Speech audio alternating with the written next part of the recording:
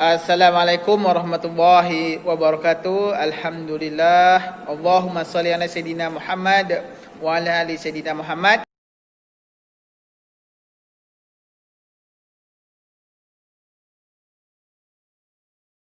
Kita akan bahas tentang Kerajaan Mataram kuno. Kita ketahui Kerajaan Mataram kuno ini berada di Yogyakarta. Kerajaan ini dikelilingi oleh pegunungan sehingga tanahnya sangat subur sekali. Lokasi asli kerajaan ini terkadang berpindah-pindah akibat bencana alam.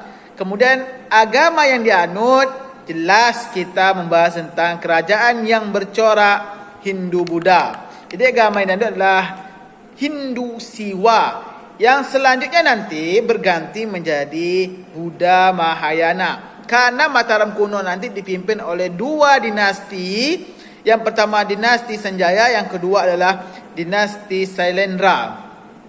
Kerajaan ini tercatat telah menaklukkan 3 dinasti dengan menggunakan sistem pemerintahan dari Kerajaan Majapahit, sekaligus meneruskan tahta dari Kerajaan Kalingga.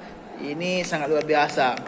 Dinasti yang pernah ditaklukkan oleh Mataram kuno itu ialah Wangsa Sailendra dan Wangsa Isana dan Wangsa Sanjaya. Letak kerajaan Mataram kuno ini memang dia dikelilingi oleh gunung-gunung dan banyak dialiri oleh sungai-sungai sehingga sangat terkenal dengan suburnya tanahnya. Dia terletak di wilayah Jawa Tengah dan pusatnya disebut dengan Bumi Mataram.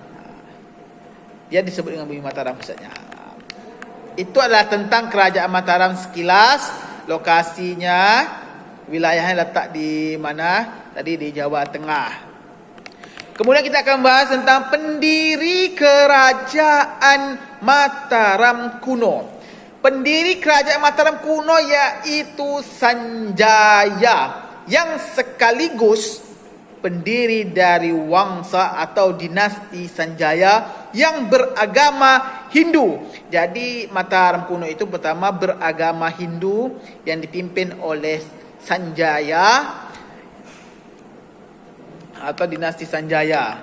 Kemudian nanti setelah Sanjaya wafat, posisinya diganti oleh Rakai Panangkaran, yang selanjutnya agamanya berpindah menjadi Buddha Mahayana. Jadi dari Hindu berubah menjadi ke Buddha. Adapun raja-raja yang memimpin kerajaan ini, pertama ratu, ini adalah seorang ratu, yaitu Rakai Mataram Sang Ratu Sanjaya. Ratu ini merupakan penguasa yang pertama memerintah selama kurang lebih 29 tahun, dari tahun 717 Masehi sampai 746 Masehi. Ketika ia berkuasa, tercatat sudah hadir raja lain. Sudah ada raja sebelumnya yang berkuasa di Pulau Jawa, yaitu Sana. Namanya Sana, yang merupakan saudara dari Ibunda Ratu Rakai Mataram Sanjaya. Kemudian yang kedua adalah Sri Maharaja Rakai Penangkaran, dia Pancapana. Jadi namanya panjang-panjang nama raja ini. Raja kedua ini berkuasa pada abad 770 Masehi. Pada masanya tercatat bahwa beliau sudah mampu membangun sebuah candi yang terkenal dengan nama Candi Kalasan. Serta raja ini masih memiliki kekerabatan dengan Ratu Sanjaya. Jadi masih ada hubungan dengan raja atau ratu yang pertama tadi, yang kedua ini. Kemudian selanjutnya adalah Raja Indra. Ini lebih dikenal dengan nama Raja Indra. Sedangkan nama lengkapnya adalah Dharanindra. Raja ini dari dinasti Sailendra. Beliau berkuasa atas kerajaan Medang sekaligus kerajaan Sriwijaya. Beliau ini berkuasa pada abad 782 Masehi. Tercatat dalam prasasti dari Semenanjung Malaya hingga daratan Indochina telah berhasil ditaklukkan oleh raja ini. Sehingga raja ini mendapat julukan yang sangat luar biasa. Dia dijuluki sebagai sang penumpas musuh-musuh. Atau kalau bahasa Sanskerta atau Palawannya itu Wairi Warawiram Mardana. Itu adalah julukan bagi raja ini. Kemudian selanjutnya lagi diganti oleh Sri Maharaja Rakai Warak. Raja ini memiliki nama asli Samarak Rawira. Ini merupakan penguasa keempat dari kerajaan Medang sekaligus menguasai kerajaan Sriwijaya. Kekuasaan dimulai pada tahun 802 Masehi. Raja ini juga merupakan putra dari raja sebelumnya yang memiliki julukan penumpas musuh.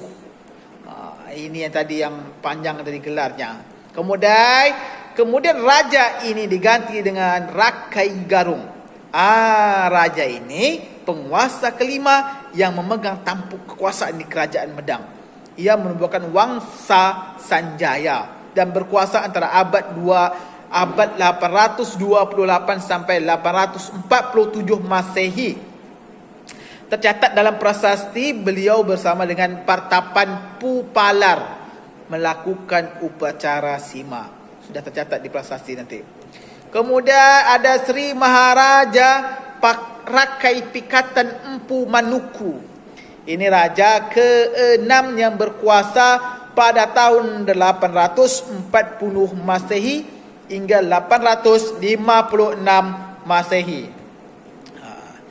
Beliau berhasil membuat bangunan suci Siwagraha atau yang kini dikenal sebagai Candi Siwa. Sang raja juga raja ini mendapat gelar Jatiningrat pada abad 856 yang kemudian kekuasaannya diwariskan kepada anak bungsunya Dyah Lokapala. Jadi itu dia mendapat gelar Jatiningrat. Kemudian yang ketujuh, raja ketujuhnya adalah Sri Maharaja Rakai Kayuwangi. Ini putra terakhir raja yang sebelumnya. Mulai memimpin sejak tahun 856 Masehi sampai 880-an Masehi.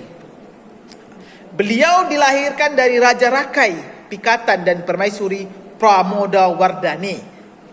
Tidak diketahui terlalu banyak bagaimana pastinya turunnya tahta kepada beliau. Kisahnya sejarah tidak terlalu banyak mencatat bagaimana dia menjadi raja. Kemudian yang ke-8 ada Sri Maharaja Rakai Watuhu Malang.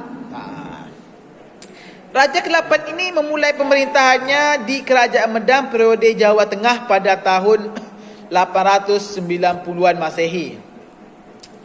Itu dia. Ia merupakan menantu nih. Ini menantu dari Rakai Pikatan dia. Dan merupakan saudara tiri dari Raja ke-7. Kemudian ada Raja ke-9, Sri Maharaja Rakai Watukura. Ini berkuasa di Jawa Tengah sejak abad 899 sampai 911 Masehi. Pada masa ini, kerajaan berada di Pohpitu atau yang disebut dengan Yawapura. Ini istilah-istilah nama daerah dulu tu agak seperti kerana dipengaruhi oleh budaya Hindu-Buddha, jadi namanya agak seperti itu dia. Kemudian ada Empu Daksa. Raja ke-10 ini berkuasa sekitar 913 Masehi sampai 919 Masehi. Beliau ini merupakan saudara ipar dari Raja ke-9 tadi. Hal tersebut tercatat dalam beberapa prasasti. Nanti kita akan bahas peninggalan-peninggalan dari Mataram kuno ini. Hubungan kekerabatannya sering disandingkan dengan nama isteri dari Dyah Balitung dalam prasasti, nanti disebut dalam prasasti.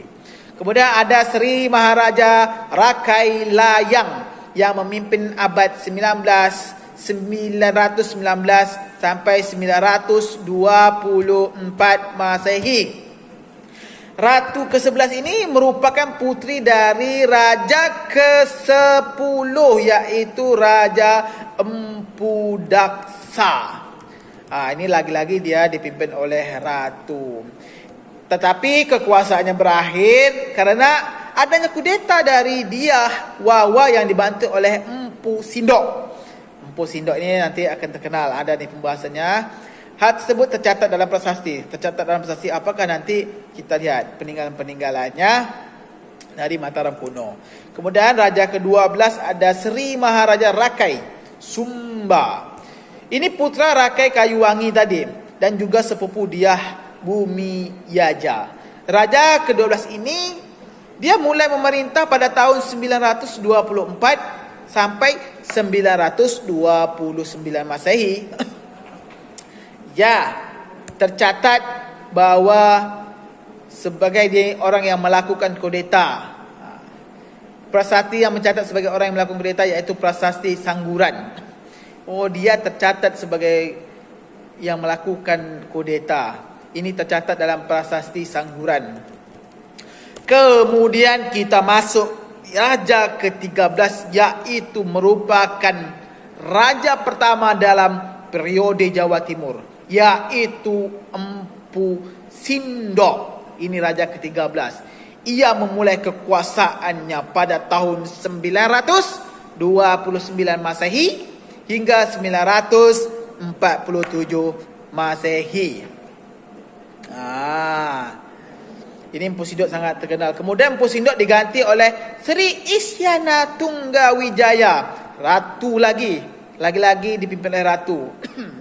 Ini dimulai pada tahun 947 Masehi. Ia berkuasa bersama dengan suaminya Sri Lokapala. Kemudian namanya dijadikan sebagai nama dari dinasti yang baru, yaitu Wangsa Isana oleh sang ayah yang berlokasi di Jawa Timur. Kemudian ada Raja ke-19 Sri Makuta Wangsawardana pada tahun 990 Masehi. Kemudian yang ke-16 ada Sri Maharaja Isana Dharma Wangsa Teguh Ananta Wikrama Tunggadewa, raja terakhir yang berkuasa sejak tahun 1991 Masehi hingga 1016 Masehi.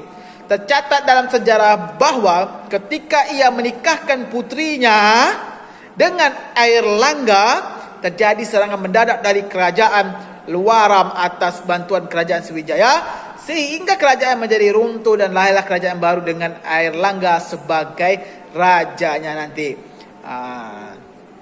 Kerajaan Mataram kuno berdiri pada abad ke-7 Masehi ini sehingga abad ke-10 Masehi. Lumayan lama perjalanan kerajaan Mataram kuno. Kerajaan ini sempat dipimpin oleh 16 raja. Dia dipimpin oleh 16 raja, ratu yang memiliki kekuasaan dalam periode Jawa Tengah dan Jawa